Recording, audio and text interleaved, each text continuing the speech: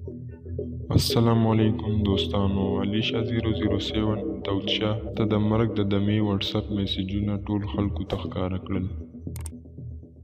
ټولو ته دا پته ده چې داود شاه باندې ځینو خلکو فایرینګ کړی وو، ډیر سخت زخمی وو. سونیا شاه او علي شاه 007 په اف آی آر کې دا لیکلي وو چې داود شاه ته د صدر اکبر راغلی وو او ورته ویلي وو چې موږ د نشایانو ته فاونډیشن جوړو او په دې بهانه یې له کوره بهر کو. هلته یې پې ډزې وکړې، خو ښه وه چې صرف په خپله لګېدلی وو. خو بیا صدر اکبر خپله ویډیو جوړوه او ورته یې ویل چې دا فایرینګ ما نه دی کړی، یا بل چا د دې لپاره کړی چې داود شاه په سنت پسې خندا کړې وه. دوستانو، علي شان په خپل MUS چینل باندې لایو راغلی وو.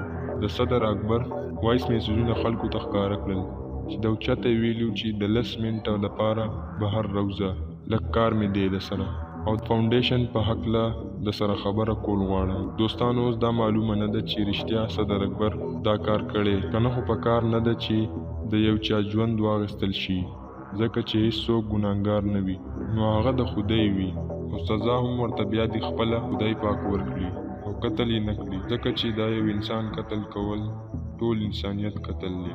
دوستانو، زموږ ویډیو باره کې تاسو څه ویل غواړئ او د نورو ښایسته ویډیوګانو لپاره زموږ چینل د سره سبسکرایب کړئ. دا و زموږ نننۍ ویډیو. تر بلې ویډیو په لوی الله سپارم.